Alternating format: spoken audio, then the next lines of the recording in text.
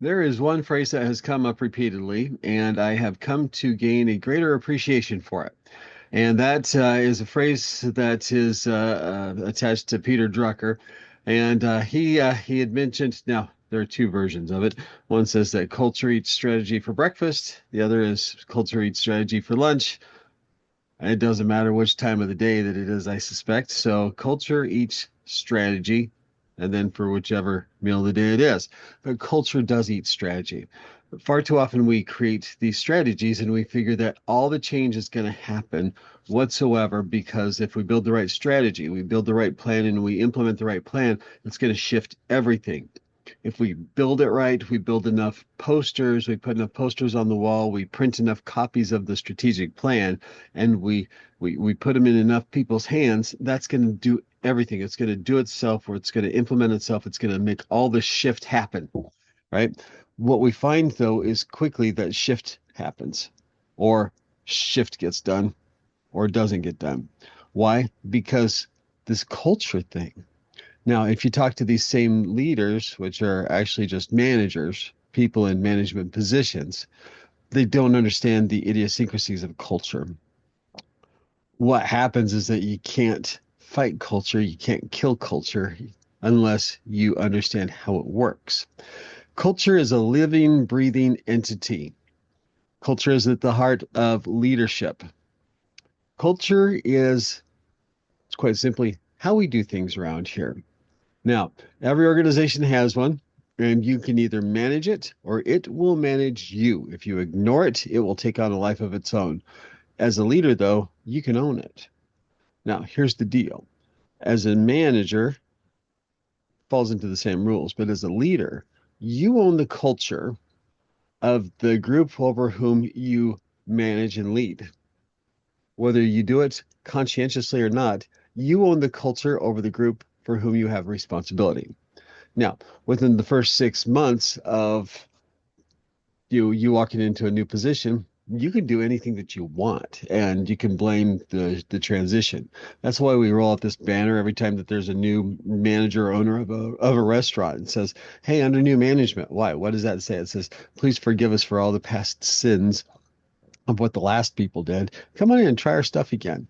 And you can do whatever you want. You can change the menu, you can change the inside, you can do whatever else. You may not change anything. You can have the same people, the same staff, but what it says is it says, "Hey, forget that bad experience you had over the last 6 months. Come try us again." Some restaurants, unfortunately, keep on just hanging that banner out there that says under new management, come try us. But you as leaders have that capability. Now you could say, but I've been in here for longer than 6 months, so what do I do? You create a catalyst. You say, hey, I went to this training, I had this experience, and so from that, I'm going to blame that. I have this new epiphany, and we're going to roll out the banner again of under new management, and you can make this shift happen. So you can shift the culture, you can change the culture. Back to topic here. But that's where you have this, you own the culture. Now, whether you do anything with it or not, that's up to you. And you can't just abdicate it and say, "Oh, see, I didn't, it's not my fault." Yes, it is your fault. But I adopted these people. I adopted this culture. Yeah, yeah, you did. But, not and, but after 6 months, it's yours. After 6 months, you had the chance to change it, shift it, do with it, redefine it, whatever you want. After 6 months, it's yours. The responsibility is yours. That culture is yours. So here's what happens. We fall upon the culture to hide behind, to blame, to support us and our good behavior or bad behavior. If you want strategy to work, you also have to use the culture. And that means if the culture is contrary, if it's going to work against us in the strategy that we want to implement, we also have to take into consideration how we're going to shift the culture in order to make the strategy work with us. If the culture is fine and we have control of the culture, then we're going to use the culture to help us implement the plan. So, thinking back, at first I thought, well, if I can just create the best plan, then I can implement the shifts and the changes to happen. What I found was very quickly, early in my career, was the 30-day rule. People can resist change for 30 days easily, and after 30 days, the plans will fade. If they can resist you, If they can resist you, that's where we come up with the plan of the month, the strategy of the month. Why is that? Because all they have to do is dodge you, pretend that it doesn't exist, ignore you, and not be held accountable. If you can't shift the culture, then it will go away. Why is that? Because the manager could say, "Oh, I forgot. Oops, I didn't quite make that shift happen. Oh, I didn't quite meet my goals. Oh, I didn't quite make that happen." And after about 30 days of making excuses, if they're not held accountable, if there are no consequences or rewards for those who hit the mark, it's gonna just not happen. Why is that? Because if the managers aren't held accountable for making change happen, it's not going to happen. If the managers are also not rewarded for making it happen, it's not going to happen. Which then means that if the higher level directors and VPs are not held accountable, it's not going to happen. That's where it comes in. So you can't manage your way out of a leadership problem. You've heard me say that before. You're going to hear me say it again. And this is where culture comes in. Culture is about leadership. Managing is about your strategy piece. You have to blend those two together.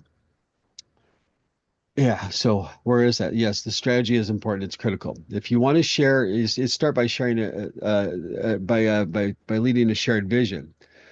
When people see your vision, they'll get excited if they share it with you. Now, one of the points here is what we've shared before. People don't like to be changed. They hate being changed, being forced to change. But if they're on board and they want to be changed, they want to achieve the same change as you, they'll move heaven and earth to do it. They want to follow a leader. They want to get to a better place. In general, most people want to achieve something greater than they are. That's great. Now, the perspective here is that you need to find a vision that's greater than where you're at today. So how do you create a place that everybody wants to get to, that they can get behind, that everybody wants? That's a shared vision. The good leader is going to help everybody recognize where they're at and the steps they all need to take individually, and then as a team, and then as an organization to get from where they're at to where you need to go. That is building in the pieces of the strategy. From there, it's locking it in to say, all right, leaders within the organization, this is what y'all need to do to get behind this and how we're going to accomplish it together. Employees, individuals, this is what I need from all of you for all of us to achieve this. And I'm counting on every single one of you to engage and put your backs into it. We all got to do this together. But if we do it together, here's where we can go. That's the shared vision. Now, part of the vision that we mess up on, right? Painting a vision of the future, saying this is how cool it could be. That's the easy part. The tough part comes next. Commitment and accountability. The commitment. For us to get there, here's what I need from you. Here's what I need from all of us. This is where the leader gets their hands a little dirty because they're going to say, I need help. Specifically, here's what I need from all of us. It's gonna take some work. I need all of us to do this. And that leader's gonna share. Here's the kind of work I'm gonna need. I'm gonna need some tough work. We're gonna need some tough hours. I'm gonna need all of us to pitch in. I'm gonna need some sacrifice. I'm gonna need us to change our mindset. I'm gonna need us to do things differently than we've ever done before.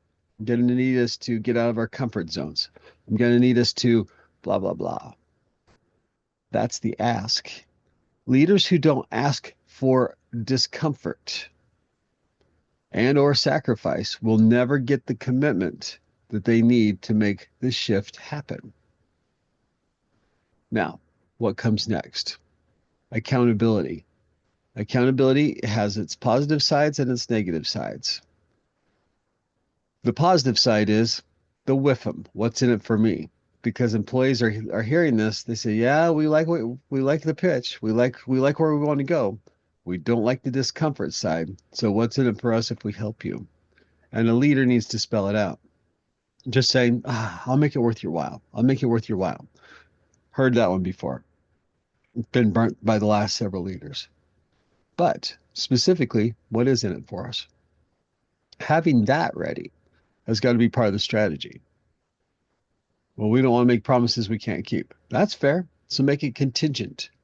What are the promises that you can keep? Building that into the package, it's risky. Well, that's expensive. Of course it is. They're employees. But if you want to make it worth your while, then you need to make it worth their while. At the same time, balance the equation. If we don't make it, what are you going to do? How do you hold your people accountable? And that starts with your leaders. How do you hold your leaders accountable? I'll guarantee you that if you are specific with your leaders, they'll do their part to help coach, guide, manage, and push forward with their employees. Now, that's the basics. Those are the essentials. Does it really work? You can say yes or no. My schooling goes back, oh, it's probably been 25 years now. And so, I mean, it was the essentials of even just the basics of such as a pay for performance kind of a scenario. I mean, it was around 2000. And for 5 years, I was working with a fire and rescue organization. They said, "Well, we want pay for performance." In the non-union side, even the union side, they had something that we built that was pretty cool. But they said, "Well, pay for performance." And for years, I was there for 5 years. We built some stuff, but it wasn't quite catching, wasn't quite working, wasn't quite doing it. And they said, "Well, it's all right, but it's not quite working." They said, "Well, why?" So finally, it was about a few months before I left, and had one-on-one with the fire chief. We had about 500 employees there, and had one-on-one with the fire chief, and he's a great guy. But I said candidly, I was like, "Look, man, you want to know why it's not working? It's because you're not holding your executives accountable. You talk the talk, but at the end of the day, you're not holding your people accountable." He said, "What do you mean?" I said, "Look, you have six assistant fire chiefs who you have. Yeah." I said, "Are they all equal?" "No." I said, "Well, I know for a fact that you're paying them equal on the outcomes of their evaluations and the outcome of their pay raises." "Well, yeah." I said, "Exactly." I said, "It's because you don't want to have the headache of when they talk to each other, um, that they're comparing paychecks, and you don't want to have to deal with that." And he smiled. He's like, "Yeah." I said, "Until you fix that, nothing's gonna be fixed below." And he just kind of looked down, he smiled and shrugged. And I left. So I'd met to have a conversation with the my old boss a few months later, and he says, "You'll never guess what happened." I said, "What?" He held them all accountable. I said, "Do tell." He says, "Yeah, he had conversations, and half of them got great pay increases, and the other half were held accountable." It's like, "Oh my." "What happened then?" He says, "Well, one of the assistant chiefs was over the battalion chiefs. And he has six battalion chiefs." I said, "Do tell." Those six battalion chiefs had all been similarly evaluated the same, paid the same. So for all the years that we'd done this, I said, "So what happened?" He held his accountable, and three of them got stellar pay increases and evaluations, and the other three were held accountable. Said, "Oh my." "What happened next?" He says one of them got mad, got fiery mad, because he was finally told how he was doing. Said, and he went home, ranted, raved, just started yelling like crazy. His wife was wondering, what happened? Can you believe this jerk of the boss? After years and years, he's telling me all of this. His wife looks up and says, finally, finally, somebody tells you the truth. And at that point, he goes back the next day and says, "Okay, let's figure out how to improve this." And from there, that battalion chief goes down and works with his captains and everybody else, even within the union ranks. And that is what turned the whole thing around. When the fire chief at the top finally held his people accountable, that is where everybody else held their people accountable. That's where culture starts. That's where culture ends, is accountability. From the top through the ranks, when managers are held accountable, everybody else will be held accountable. All right, that was a little longer diatribe than I'd anticipated, but that's what the whole point is. So, anyway, as we look into culture, as we look into the shared vision, the two have to marry. So, All right, let's keep on going. Have some fun this week, and we'll talk soon.